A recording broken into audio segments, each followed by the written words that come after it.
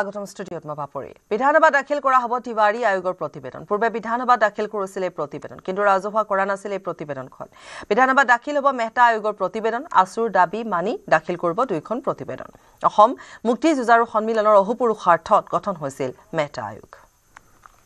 1983 চনত যেতিয়া অসমত ভয়ংকৰ অশান্তি হৈছিল সংঘৰ্ষ হৈছিল 2000তকৈও অধিক লোকৰ মৃত্যু হৈছিল তেতিয়া চৰকাৰে তিৱাৰী কমিছন গঠন কৰিছিল আৰু তিৱাৰী কমিছনৰ প্ৰতিবেদনখন মুখ্যমন্ত্ৰী প্ৰফুল্ল কুমাৰ মহন্তই যদিও সদনত পেশ কৰিছিল তাৰ কপি কাকো নিদিয়াকৈ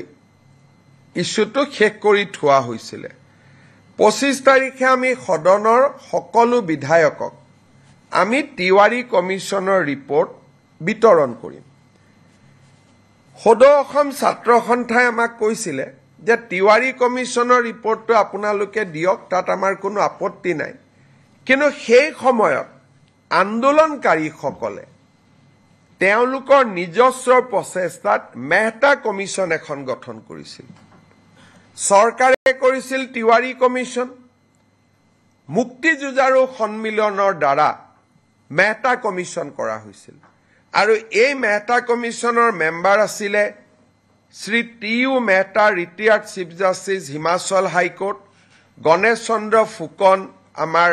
ৰিটায়াৰ্ড আইএছ অফিচাৰ আৰু কটন কলেজৰ অধ্যক্ষ ৰাইহান শাহ চৰকাৰৰ পক্ষত বা চৰকাৰে কৰা আয়োগ আছিল তিৱাৰী কমিটি ছাত্ৰ সন্থা আৰু গণসংগ্ৰাম পৰিষদে নিৰ্মাণ কৰা আয়োগ আছিল মেহতা কমিটি যেহেতু আমি তিৱাৰী কমিছনখন সদনত আনিম আসুৰ অনুৰোধ আছিল যে মেহতা কমিছনখনো আনিব লাগে যাতে দুইটা ভিউ ৰাইজে পাব পাৰে আজি আমি এটা বহল অন্তৰলৈ অসমত কেতিয়াও হোৱা নাই ব্যক্তিগত বা সামাজিক পৰ্যায়ত গঠন কৰা আয়োগৰ প্ৰতিবেদন বিধানসভাত দাখিল কৰা আজিলৈকে কোনো ৰেকৰ্ড নাই কিন্তু পৰম্পৰা ভাঙি আমি জাষ্টিস মেহতা কমিটিৰ ৰিপৰ্ট যদিও ব্যক্তিগত বা সামাজিক পৰ্যায়ত হৈছিল চৰকাৰ কোনো বেচৰকাৰী তদন্ত এই বেচৰকাৰী তদন্তৰ প্ৰতিবেদনখনো আমি সদনত দাখিল কৰিম তিৱাৰী আয়োগৰ প্ৰতিবেদনক লৈ কংগ্ৰেছক কটাক্ষ মুখ্যমন্ত্ৰী প্ৰতিবেদনত বিজেপিৰ লাভ হ'ব পৰা একো কথা নাই কংগ্ৰেছে বিজেপিৰ কিবা লাভ হ'ব বুলি ভাবি আছে কংগ্ৰেছৰ বৰ্তমানৰ নেতৃত্ব বৰদুৰুঙা অসমৰ এটা ডাঙৰ ইতিহাস এটা লুকাই নোহোৱা হৈ যাব যদি আমি তিৱাৰী কমিছনৰ ৰিপৰ্টটো দেখা নাপাওঁ আৰু কংগ্ৰেছে ভাবিছে তাত কিবা প্ৰভোকেটিভ কথা আছে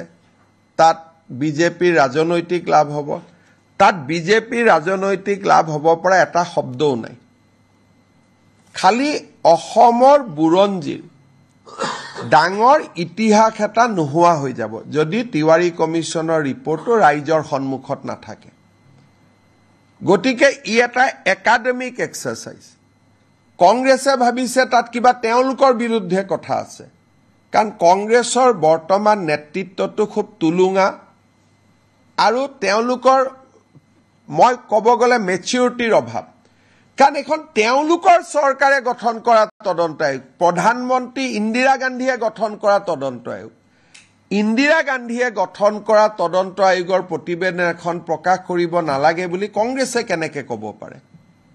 আৰু বিৰোধী দলপতি দেৱব্ৰত শইকীয়াৰ দেউতাকে এই কমিটিখন পৰিচালনা কৰিছিল তেওঁৰ মুখ্যমন্ত্ৰীৰ দিনত তাৰমানে এই কংগ্ৰেছ পাৰ্টিটোৰ মেচিউৰিটি নাই বৰ্তমানৰ যেটো কংগ্ৰেছ পাৰ্টি চলি আছে তুলুঙা একেবাৰে মানে পলিটিক্যাল মেচিউৰিটি নোহোৱা পাৰ্টি এটা তেওঁলোকৰ কামটো আমি কৰিছো আৰু আমি কিমান ওপেন কালি আমাক আসুৱে কৈছে আৰু ৰিপৰ্টত আসুৰ ওপৰতহে কিছুমান নিগেটিভ আছে কালি আসুৱে মোক কৈছে যে নহয় আমি জানো আমাৰ ওপৰত নিগেটিভ আছে কিন্তু তথাপিতো এখনো সদনত আহক কাৰণ আন্দোলনৰ ইতিহাসৰ ই এটা অংশ আজি নেলিক লৈ বহুতে কিবা কিবি কৈ থাকে তাতে পঢ়িলে বুজি পাব অকল নেলি আহা নাই তাত গহপুৰ আহিছে সমৰিয়া আহিছে শিলাপথাৰ আহিছে গতিকে এই ৰিপৰ্টখন পঢ়িলে নতুন প্ৰজন্মই বহুত কথা জানিব পাৰিব অসম আন্দোলন কিয় হৈছিল কিয় হ'বলগীয়া হ'ল আৰু সেই সময়তে তিৱাৰী কমিছনে সাংবিধানিক ৰক্ষা কবচ ৰিকমেণ্ড কৰি গৈছিল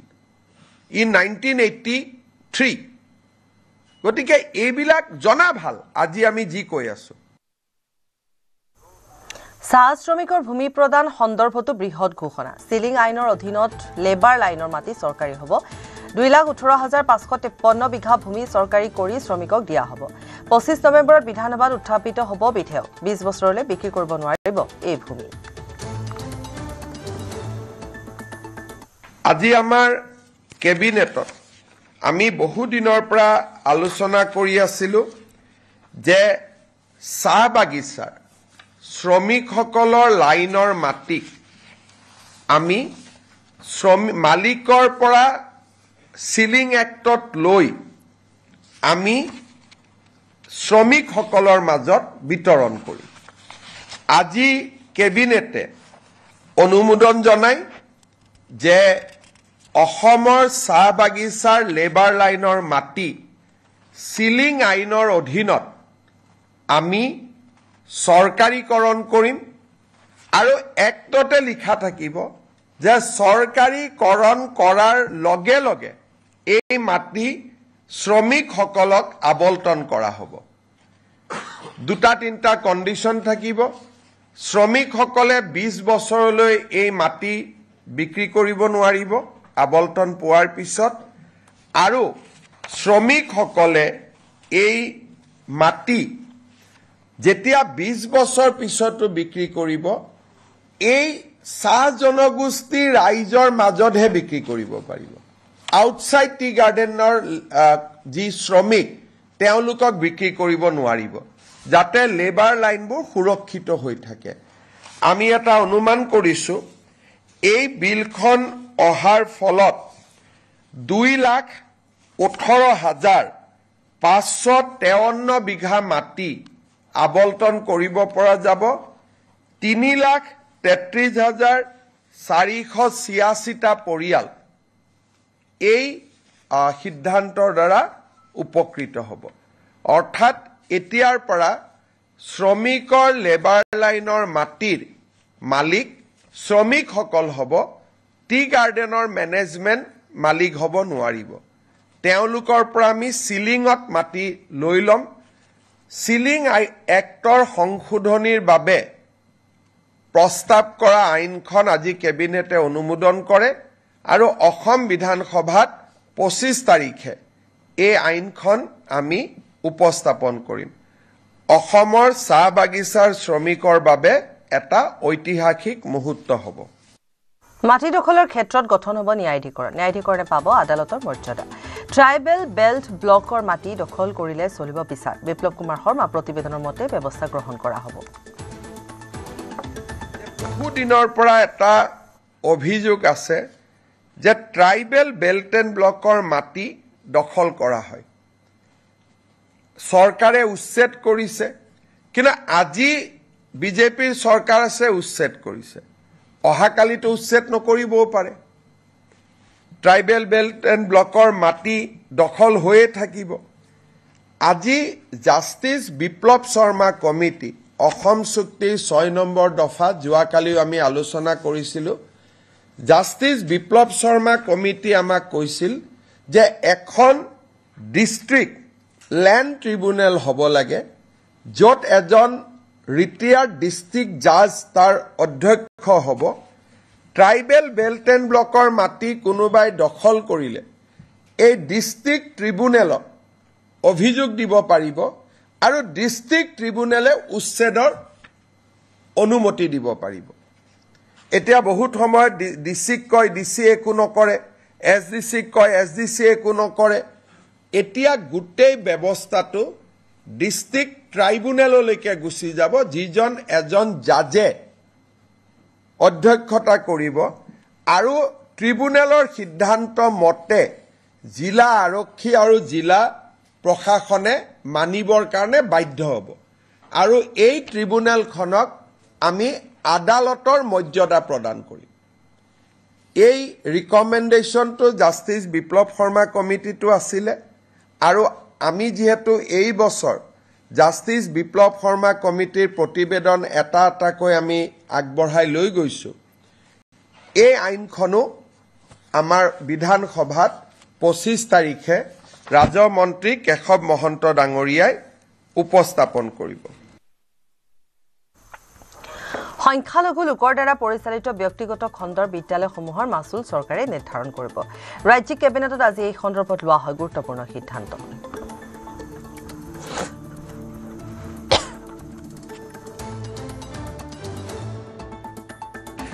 অসম চৰকাৰে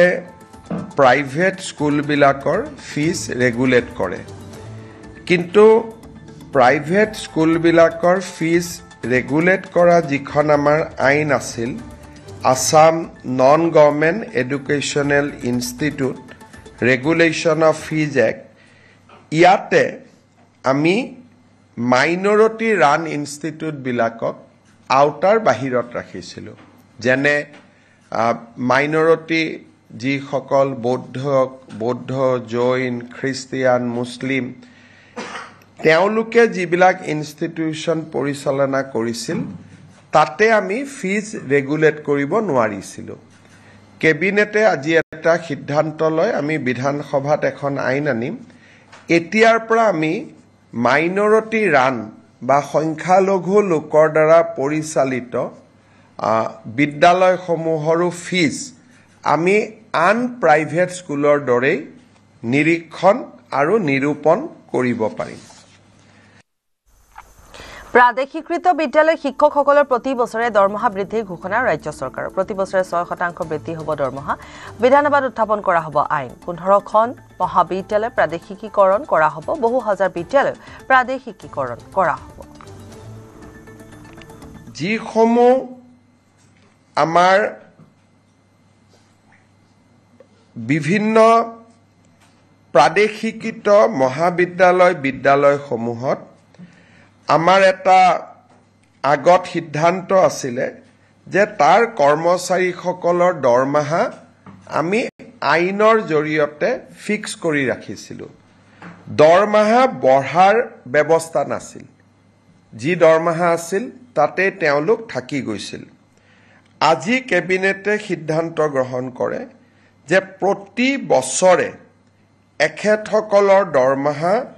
6% বৃদ্ধি হৈ গৈ থাকিব আগতে কেনেকে দৰমহা বাঢ়িব তাক আইনখনত লিখা নাছিল এতিয়াৰ পৰা প্ৰাদেশিকৃত মহাবিদ্যালয় বিদ্যালয়ৰ কৰ্মচাৰীসকল তৃতীয় আৰু চতুৰ্থ বৰ্গৰ কৰ্মচাৰীসকলৰ দৰমহা প্ৰতি বছৰে 6% ইনক্ৰিমেণ্ট পাই গৈ থাকিব আজি আমাৰ কেবিনেটত আগতেও মই ঘোষণা কৰিছিলোঁ আমাৰ যিবিলাক ধুবুৰী সাউথ সালমাৰাৰ দৰে জিঅ'গ্ৰাফিকেলি ডিজএডভান্টেজ স্থানত শিক্ষকতা কৰে তেওঁলোকে আগতে বদলি হ'বৰ কাৰণে আইন মতে অতি কমেও 12 বছৰ শিক্ষকতা কৰিব লাগিছিল আজি আমি আগৰ প্ৰতিশ্ৰুতি অনুসৰি বিধানসভাত আইনৰ সংশোধনী আহিব এতিয়া ছোৱালী বা মহিলা শিক্ষয়িত্ৰীয়ে 5 বছৰ কাম কৰিলেই ট্ৰান্সফাৰৰ বাবে উপযোগ্য হ'ব আৰু পুৰুষ শিক্ষক 7 বছৰ কাম কৰিলে ট্ৰান্সফাৰৰ বাবে তেওঁলোক উপযুক্ত হ'ব এই আইনখন সংশোধনীৰ বাবে আজি কেবিনেটে অনুমোদন জনায় প্ৰতিৰক্ষা মন্ত্ৰী ৰাজনাথ সিঙৰ বিস্ফোৰক মন্তব্য সলনি হ'ব পাৰে ভাৰত পাকিস্তানৰ সীমান্ত প্ৰতিৰক্ষা মন্ত্ৰী ৰাজনাথ সিঙৰ ইংগিত এয়া পাকিস্তানত থকা সিন্ধ প্ৰদেশক লৈ মন্তব্য কৰে তেওঁ সিন্ধ প্ৰদেশৰ সভ্যতা ভাৰতৰ সৈতে একে কোনে জানে সিন্ধ ভাৰতৰ কেতিয়া অংগ হয় लाल कृष्ण अडवाणी जी का भी जिक्र करना चाहता हूं हमारे नेता थे आज हैं अडवाणी जी ने अपनी एक पुस्तक में लिखा है कि सिंधी हिंदू और विशेषकर उनकी पीढ़ी के लोग अभी भी भारत से सिंध को अलग करने की बात को स्वीकार नहीं कर पाए हैं न केवल सिंध में बल्कि पूरे भारत में हिंदू सिंधु नदी को पवित्र मानते थे। सिंध के कई मुसलमान भी मानते थे कि सिंधु का जल मक्का के आबे जमजम से कम पवित्र नहीं है। यह मैं उनका कोट बतला रहा हूं, यह अडवाणी जी का कोट है। आज सिंध की भूमि, मेरे बहनों भाइयों, यह भारत का हिस्सा भले ही न हो, लेकिन सभ्यतागत रूप से सिंध हमेशा भारत का हिस्सा रहेगा। और जहां तक जमीन की बात है तो बॉर्डर्स तो बदल सकते हैं, क्या पता कल को सिंध भारत में फिर से वापस आ जाए। लेकिन सिंध के हमारे लोग लेकिन सिंध के हमारे लोग जिन्होंने सिंधु नदी को पवित्र माना है, हमेशा हमारे वो अपने रहेंगे, वो चाहे कहीं भी हों, हमेशा। ইতিহাস ৰচিলে ভাৰতীয় দৃষ্টিহীন মহিলা ক্ৰিকেট দলে। প্ৰথমবাৰৰ বাবে অনুষ্ঠিত হোৱা দৃষ্টিহীন মহিলাৰ বিশ্বকাপত বিজয় মুকুট শিৰত পৰিধান কৰিলে ভাৰতীয় দৃষ্টিহীন মহিলা ক্ৰিকেট দলে। শ্ৰীলংকাৰ কলম্বোত অনুষ্ঠিত হোৱা ফাইনেলত নেপালক 7 উইকেটত পৰাস্ত কৰি এই সাফল্য অৰ্জন কৰে ভাৰতীয় মহিলা দলটোৱে। সম্পূৰ্ণ টুৰ্ণামেণ্টত অপৰাজিত হৈ থকা ভাৰতীয় দলটোৱে জয়ৰ ধাৰা অব্যাহত ৰাখিলে। টছত জিকি ভাৰতে প্ৰথমে ফিল্ডিং কৰাৰ সিদ্ধান্ত গ্ৰহণ কৰে আৰু নেপালক 20 অভাৰত 5 উইকেটত 114 ৰানতে সীমাবদ্ধ কৰে। তাৰ পিছত ভাৰতে 12.1 অভাৰতে হাতত 47টা বল বাকি থকা অৱস্থাত অতি সহজে নিজৰ লক্ষ্যত উপনীত হয়। জনজাতিকৰণৰ স্বীকৃতি দিয়াৰ দাবীত অব্যাহত আছে প্ৰতিবাদ। জনজাতিকৰণ, স্বায়ত্তশাসন আৰু ভূমি পট্টা প্ৰদানৰ দাবীত ধেমাজিত টাই আহোমৰ উত্তাল প্ৰতিবাদ। ওদালগুৰিতো জনজাতিকৰণ আক্ৰান্তৰ ব্যাপক প্ৰতিবাদ। 2026 নিৰ্বাচনৰ পূৰ্বে জনজাতিকৰণ লাগিবই। 6 জনগোষ্ঠীৰ জনজাতিকৰণৰ দাবীত অব্যাহত প্ৰতিবাদ। টাই আহোমৰ প্ৰতিবাদত কপিল ধেমাজি।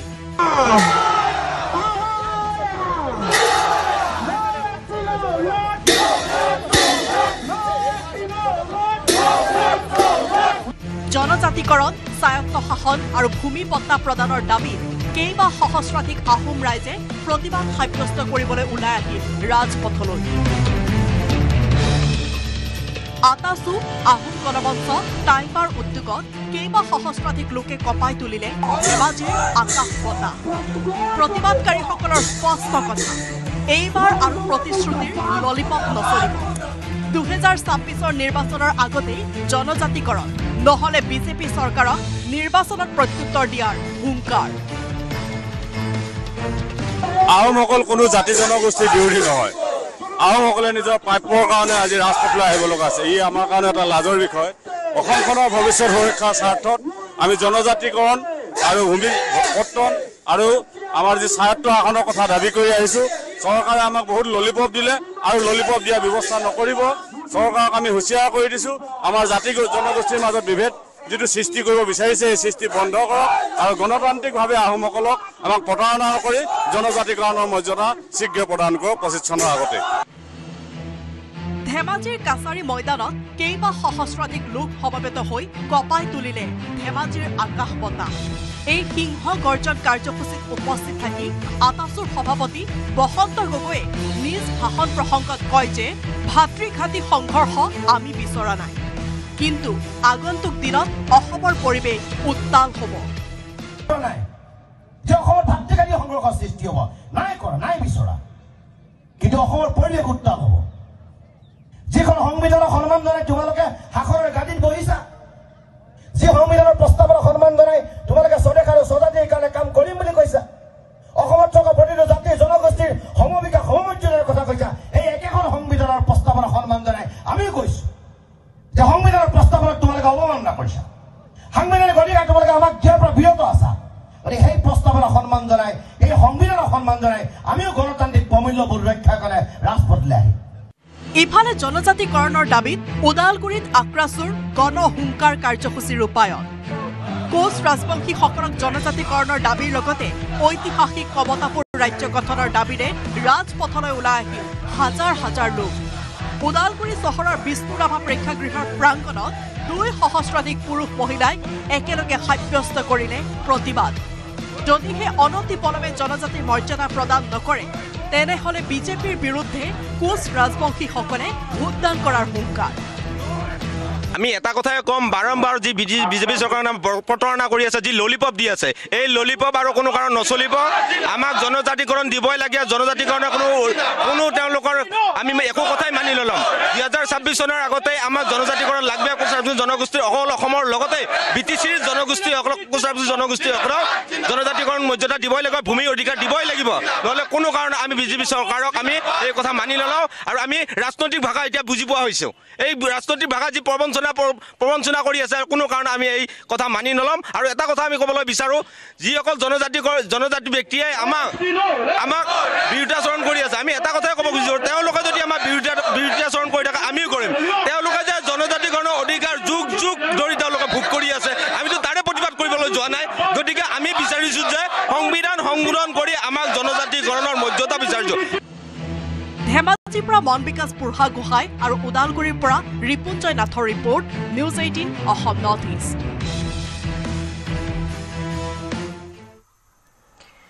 আৰু ইফালে আহোম জনগোষ্ঠীক জনজাতিকৰণৰ দাবীত এটা বিশাল জোৰ সমদল শিৱসাগৰত এটা জোৰ সমদলত বহু লোকৰ অংশগ্ৰহণ গোসাইবাৰী খেলপথাৰৰ পৰা নিতাই পুখুৰীলৈ জোৰ লৈ সমদল আহোম জনগোষ্ঠীক জনজাতিকৰণৰ স্বীকৃতি দিয়াৰ দাবী তেনেধৰণে জোৰ সমদল উলিওৱা হয়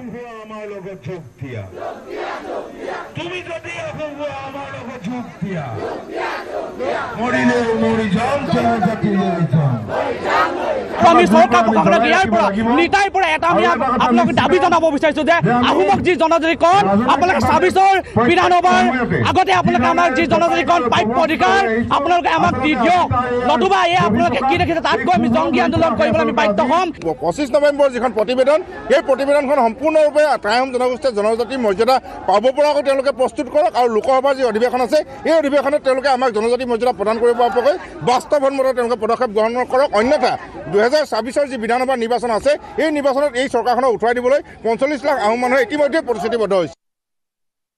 আৰু ইফালে জনজাতিকৰণৰ নামত বংগহৰ যুঁজ এইবাৰ জনজাতিকৰণৰ দাবীৰে নহয় 6 জনগোষ্ঠীৰ জনজাতিকৰণৰ বিৰোধিতাৰে প্ৰতিবাদ সাব্যস্ত মিচিং ভূমিপুত্ৰৰ টিয়কত মিচিং জনগোষ্ঠীয় সংগঠন TMPK আৰু MMKৰ নেতৃত্বত এনেদৰে জোৰ সমদল কৰি প্ৰতিবাদী কাৰ্যসূচী গ্ৰহণ কৰে 6 জনগোষ্ঠীৰ জনজাতিকৰণৰ বিৰুদ্ধে 6 জনগোষ্ঠীৰ জনজাতিকৰণে ক্ষতি কৰিব মিচিং বড়ো ৰাভা আদিৰ দৰে জনগোষ্ঠীসকলৰ যিটো সময়ত 6 জনগোষ্ঠীৰ জনজাতিকৰণৰ দাবীত লাখ লাখ লোকে নিৰন্তৰ প্ৰতিবাদ সাব্যস্ত কৰি আহিছে সেই সময়তে মিচিং ভূমিপুত্ৰসকলে এনেদৰে বিৰোধিতা কৰি প্ৰতিবাদ সাব্যস্ত কৰি অহা বিষয়টো বিশেষ তাৎপৰ্য বহন কৰিছে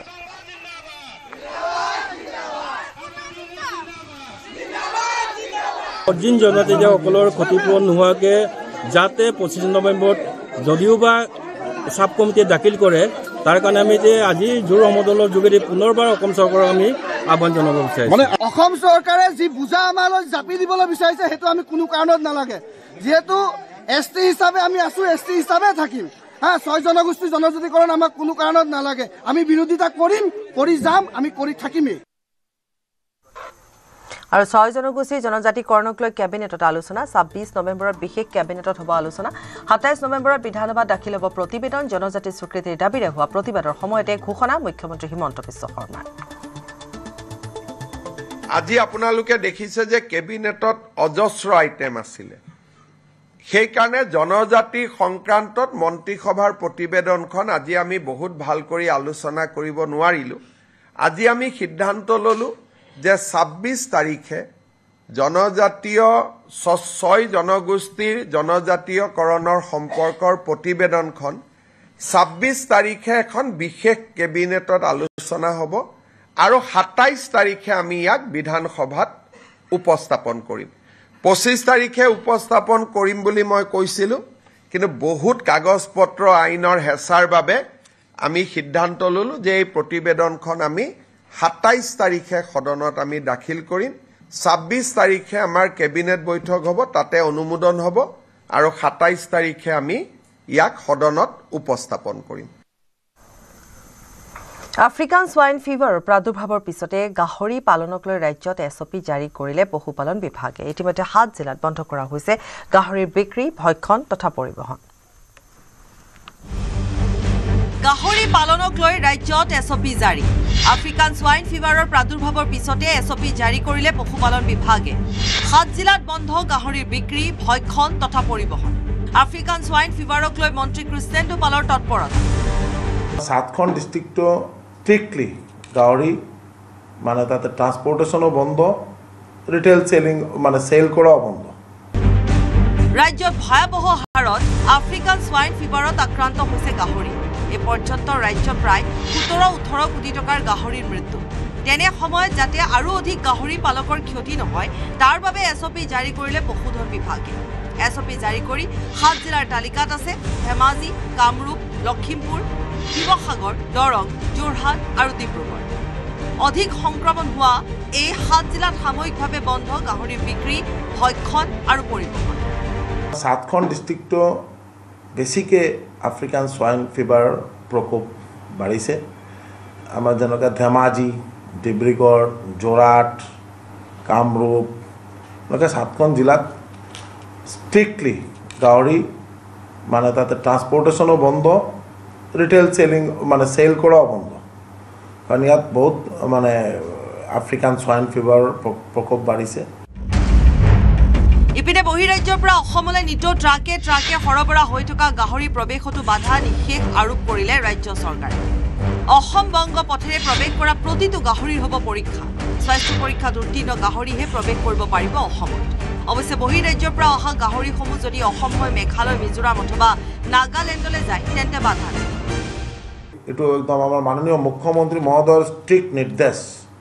তাতে কোনো মানে কম্প্ৰমাইজ নাই এইটো কালিং কৰিবই লাগিব আজি কালিং প্ৰচেছ ষ্টাৰ্ট হৈছে আৰু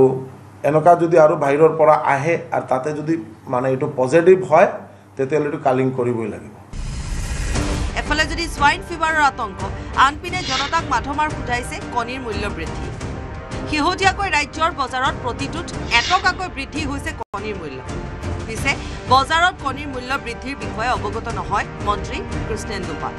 কিন্তু কোনো অসাধু চক্ৰই যদি কণীৰ মূল্য বৃদ্ধি কৰিছে তেন্তে ব্যৱস্থা লোৱাৰ ঘোষণা মন্ত্ৰী পাল দাম বাঢ়া নাই যদি কোনোবা জায়গাত কি হৈছে আমি আজি অৰ্ডাৰ দিম মাৰ্কেটত চেক কৰিব যদি হয় একশন লোৱা হ'ব তাতে কোনো আমি এতিয়ালৈকে আমাৰ তাতে কোনো মেছেজ নাই যে এনেকুৱা দাম বাঢ়িছে বা কোনোবা অবৈধ বেপাৰীয়ে মানে কোনো অবৈধ কাম কৰি আছে যদি এনেকুৱা হয় একদম 100% আপোনালোকে বিশ্বাস কৰক মই একশন ল'ম উল্লেখযোগ্য যে অসমৰ গাহৰি পালকৰ কঁকাল ভাঙি দিয়া সোয়াইন ফিভাৰত ক্ষতিগ্ৰস্ত গাহৰি পালকসকলক ক্ষতিপূৰণৰ ব্যৱস্থা কৰিব ৰাজ্য চৰকাৰে অচিৰে ক্ষতিগ্ৰস্ত গাহৰি পালকসকলক ক্ষতিপূৰণ দিয়াৰ ঘোষণা মন্ত্ৰীগৰাকীয়ে যিমান আমাৰ খেতিয়ক আমাৰ গাহৰি ফাৰ্মাৰ্ছ সৰু ইয়া ডাঙৰ তেওঁলোকৰ যিমান লছ হৈছে এই লছটো কেনেকৈ আমি এজ পাৰ চেণ্ট্ৰেল গভৰ্ণমেণ্টৰ যিটো এছঅপি আৰু যিটো আমাৰ কম্পেনচেশ্যন যিটো আমাৰ দিয়া হয় ষ্টেট গভৰ্ণমেণ্ট 50% চেণ্ট্ৰেল গভৰ্ণমেণ্ট 50% এইটো যাতে খুব সোনকালে আমি আমাৰ গাহৰি পালকসকলৰ বেংক একাউণ্টটো আমি ডিছবাৰ্চ কৰিব পাৰোঁ তাৰ কাৰণে ব্যৱস্থা হাতত লৈছোঁ বলেন Bhattacharya report news 18 Assam north east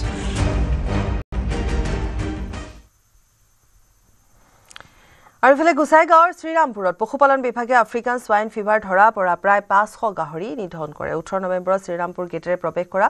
2 trailer গাহৰি জব্দ কৰিছিল পশু চিকিৎসা বিভাগৰ লেবৰেটৰীত সম্পন্ন কৰা পৰীক্ষাত এই গাহৰিসমূহত আফ্ৰিকান সোয়াইন ফিভাৰ ধৰা পৰাত বিভাগীয় নিৰ্দেশ অনুসৰি ব্যাপক নিধন অভিযান আৰম্ভ কৰিছিল পশুপালন বিভাগৰ এটা দলে নিধন কৰে গাহৰিসমূহ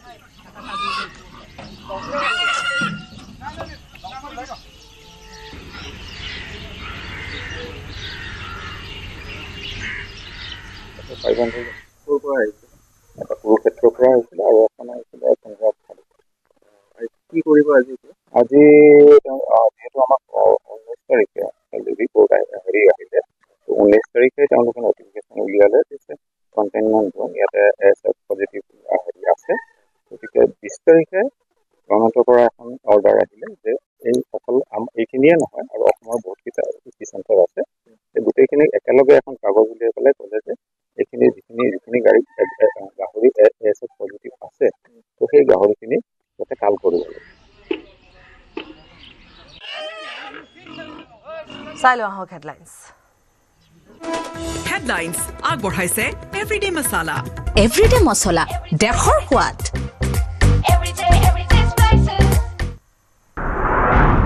27 নৱেম্বৰত বিধানসভা দাখিল হ'ব 6 জনগোষ্ঠীৰ জনজাতিকৰণ সম্বন্ধীয় প্ৰতিবেদন 26 নৱেম্বৰত বিশেষ কেবিনেটত এই সন্দৰ্ভত হ'ব আলোচনা কেবিনেটৰ অন্তত সংবাদমেলত এই তথ্য সদৰি কৰে মুখ্যমন্ত্ৰী হিমন্ত বিশ্ব শৰ্মাই বিধানসভা দাখিল কৰা হ'ব তিৱাৰী আয়োগ আৰু মেহতা আয়োগৰ প্ৰতিবেদন আছুৰ দাবী মানি ৰাজ্য চৰকাৰে দাখিল কৰিব দুইখন প্ৰতিবেদন অসম মুক্তি যুঁজাৰু সন্মিলনৰ অহোপুৰুষাৰ্থত গঠন হৈছিল মেহতা আয়োগ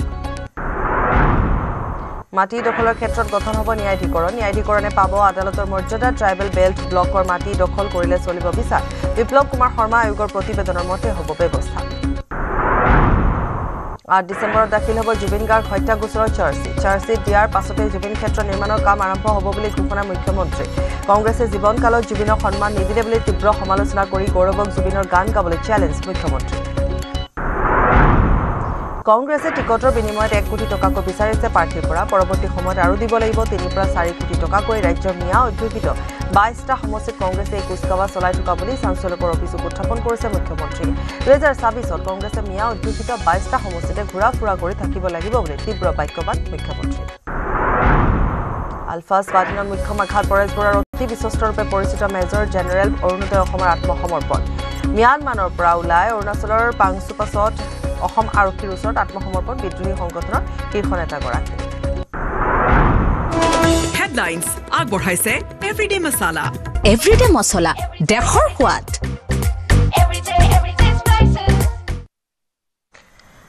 মিয়া অধ্যুষিত সমষ্টিত ধনৰ বিনিময়ত টিকট দিব কংগ্ৰেছে এজন প্ৰাৰ্থিত্ব প্ৰত্যাশীৰ পৰা 4 কোটি টকা বিচাৰিছে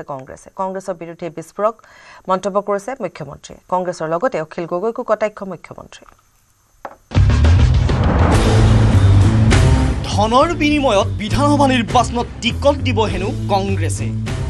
এটা টিকটৰ বিনিময়ত 4 কোটি টকা ল'ব প্ৰদেশ কংগ্ৰেছে মিয়া অধ্যুষিত সমষ্টিৰ বাবে প্ৰাৰ্থীৰ পৰা ল'ব ধন কংগ্ৰেছৰ বিৰুদ্ধে বিস্ফোৰক অভিযোগ মুখ্যমন্ত্ৰী হিমন্ত বিশ্ব শৰ্মাৰ মুখ্যমন্ত্ৰীৰ মতে বিধানসভা নিৰ্বাচনত কংগ্ৰেছৰ টাৰ্গেট কেৱল মিয়া অধ্যুষিত সমষ্টি আৰু এই সমষ্টিসমূহৰ প্ৰাৰ্থিত্ব প্ৰত্যাশীৰ পৰা হেনো কংগ্ৰেছে ধুমধাম উঠাব ধন টিকট পাবলৈ হ'লে এজন নেতাই দিব লাগিব 4 কোটি টকা 1 কোটি টকা আগতীয়াকৈ বিচাৰিছে প্ৰাৰ্থিত্ব প্ৰত্যাশীৰ পৰা 3 কোটি দিব লাগিব পিছত ৰঙাপুৰত সাংবাদিকৰ প্ৰশ্নক গৌৰৱ গগৈৰ নেতৃত্বত থকা প্ৰদেশ কংগ্ৰেছৰ বিৰুদ্ধে বিস্ফোৰণ মুখ্যমন্ত্ৰী হিমন্ত বিশ্ব শৰ্মাৰ কংগ্ৰেছৰটো চাউল পানী অসমত নাইয়ে আৰু একোটো বাকী নাই কংগ্ৰেছে 22টা সিটত ইলেকশ্যন খেলিব আৰু তাতেই ঘূৰা ঘূৰি কৰি থাকিব আৰু কেণ্ডিডেট বিলাকৰ পৰা দুনিয়াৰ পইচা উঠাব অলৰেডি কেণ্ডিডেট বিলাকক ইশাৰা কৰিছে যে 1 কোটি এডভান্স দিয়ক 3 কোটি পিছত দিব লাগিব বুলি গোটেই মিয়া সমষ্টিত যিমান কেণ্ডিডেট আছে তাৰ পৰা ধাম ধুম পইচা উঠাব মিয়াই এতিয়া কংগ্ৰেছৰ অক্সিজেন মিয়াৰ ভোটৰ বাবেই কংগ্ৰেছ চলি আছে কংগ্ৰেছক উদ্দেশ্যি এই বাক্যবান মুখ্যমন্ত্ৰী হিমন্ত বিশ্ব শৰ্মাৰ মিয়াই কংগ্ৰেছৰ অক্সিজেন মিয়াৰ ভোটতে কংগ্ৰেছ চলে মিয়াৰে ৰাজনীতি কৰে কেৱল ইমানেই নহয় জুবিন গাৰ্গক লৈ কংগ্ৰেছে নিৰৰ্থক প্ৰচেষ্টা কৰি আছে বুলি মন্তব্য মুখ্যমন্ত্ৰীৰ গৌৰৱ গগৈ জুবিন গাৰ্গৰ গীতৰ কেইটামান পেৰাগ্ৰাফ গাই দিবলৈ পাৰিবনে এক প্ৰকাৰ গৌৰৱ গগৈক প্ৰত্যাহ্বান জনাই এই প্ৰশ্ন মুখ্যমন্ত্ৰীৰ কংগ্ৰেছৰ লগতে অখিল গগৈক কটাক্ষ মুখ্যমন্ত্ৰীৰ অখিল গগৈক তুলুঙা ব্যক্তি আখ্যা দিলে হিমন্ত বিশ্ব শৰ্মাই কংগ্ৰেছে এটা নিৰৰ্থক প্ৰচেষ্টা কৰি আছে Zubeen Garg Congress BJP CPM CPI সকলোৰে কোনো এটা দলৰটো নহয় তেওঁলোকে জুবিনক কংগ্ৰেছীকৰণ কৰাৰ প্ৰচেষ্টাটো হেতু কোনো মানুহে ভাল নাপায় কাৰণ তেওঁলোকৰ এই প্ৰচেষ্টাৰ কাৰণে দুটা ভোট কমিব কেতিয়াবা গৌৰৱ গগৈ ক'বচোন যে জুবিন গাৰ্গৰ গান এটা কেইটামান পেৰাগ্ৰাফ গাই দে বুলি গাই দিব পাৰিব নেকি তেওঁলোকে জীৱনকালত জুবিনক কেতিয়াও সন্মান দিয়া নাছিল অখিল গগৈ মানটো অলপমান হুচ নাথাকা মানুহ আজি কংগ্ৰেছৰ মিটিঙত যাব কালি কেজৰিৱালৰ তাত যাব পৰহি শাৰদ পাৱাৰ তাত যাব ইমান তুলুঙা ব্যক্তি ৰাজনীতিত থাকিব নালাগে অত্যন্ত তুলুঙা সিৰিয়াছ কাম কৰা দেখাই নাপাব ডিচেম্বৰত মুখ্যমন্ত্ৰীয়ে পুনৰ উত্থাপন কৰিব গৌৰৱ গগৈ পাকিস্তান সংযোগৰ প্ৰসংগ জুবিন গাৰ্গৰ ৰহস্যজনক মৃত্যুৰ গোচৰৰ চাৰ্জশ্বিট দাখিলৰ পিছতেই উত্থাপন কৰিব গৌৰৱ গগৈ পাকিস্তান সংযোগৰ অভিযোগ ইছ্যু ডিচেম্বৰতে আহি যাব মই মাত্ৰ চাৰ্জশ্বিটখনৰ কাৰণে ৰখিছো মানে জুবিন গাৰ্গৰ চাৰ্জশ্বিটখন তাৰ পিছতে পাকিস্তানটো আহি যাব মেইন কামটো আগতে কৰি লওঁ কংগ্ৰেছৰ বিৰুদ্ধে বিস্ফোৰক অভিযোগ আৰু বাক্যবাণেৰে আক্ৰমণাত্মক মুখ্যমন্ত্ৰী হিমন্ত বিশ্ব শৰ্মা নিৰ্বাচনৰ পূৰ্বে এতিয়া কংগ্ৰেছৰ বিৰুদ্ধে আগ্ৰাসী মুখ্যমন্ত্ৰী কংগ্ৰেছে মুখ্যমন্ত্ৰীৰ অভিযোগ কেনেদৰে খণ্ডন কৰে সেয়া হ'ব লক্ষণীয় ৰঙাপাৰাৰ পৰা সংবাদদাতাৰ সহযোগত bureau report news 18 north east